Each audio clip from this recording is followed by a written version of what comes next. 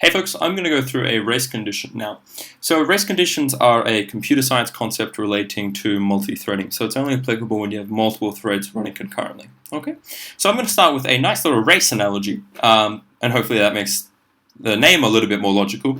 So let's say we have two races. We have a racer A and a racer, and a racer B. Okay, and this is my crude finish line. Okay, so they're both running up towards the finish line. Say they're very close, and they're kind of a similar skill level. Let's hypothetically say we run the race once. Okay, so in the first event, in the first race, let's say A comes first. So we're going to call this first, and this will obviously be second. So A comes first, and then B naturally comes second. Okay, but we hold the race again. Say we hold it 3 months later. They're similar ability. Let's say A still wins. Okay. So nothing's changed. A still wins. But say we run it 3 months later and B wins. Okay?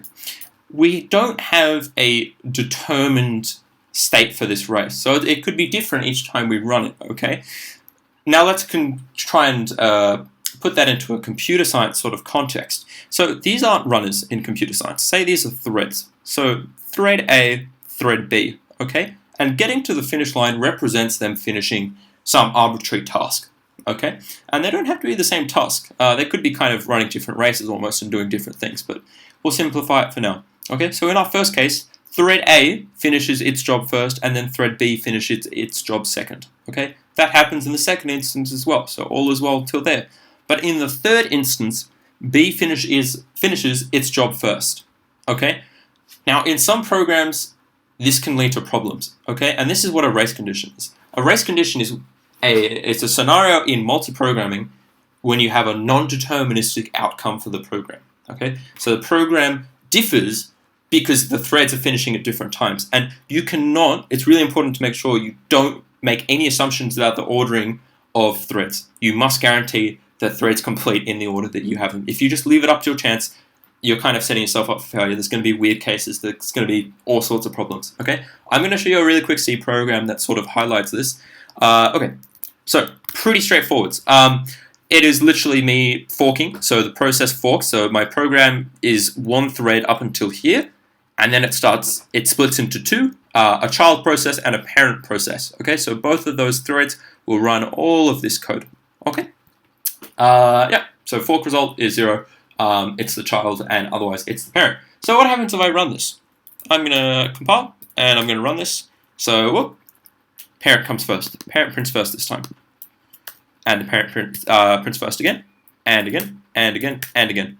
And now the parent process will continue to print first on my system just because of the way my system runs and executes the program. Okay? It's not guaranteed. It's sort of just how the system works. And to highlight that, I'm going to put in a little bit of a sleep statement here on the parent process. Now, putting in sleep statements into your program shouldn't actually lead to it changing at all. It should still do the same thing, right? If I could put a sleep statement in there and my program operates differently, that means it's non-deterministic and I have a race condition. Okay? So let's say, yep, okay. So we're going to run it again. I'm going to compile it up again. And look at that. So all of a sudden, the parent went from printing first to printing second. Okay? And this sleep statement can sort of happen. Like, my computer may arbitrarily decide to suspend one of the two processes. Maybe it wants to suspend the parent process because I'm running something else in the background. That could happen, you just don't know. Okay, so this sleep statement is very feasible. I mean, for it to be a full second is quite unlikely, but this can happen in any system. So this is why it's really important to make sure it's a fixed outcome. Okay, now here it doesn't really matter, I'm just printing stuff. But if I was doing calculations, for example, or I was sending some sort of a response, the order that the threads finish in really matters. So maybe this represents like a server, like you're trying to send a message, okay? And maybe the parent process is the message being created, okay? So here it's being created, and say the child process is being sent. So it's sending it before it's being created. So in that instance, we need to make sure that the creation thread finishes before the sending thread. Okay, so that's sort of just one example.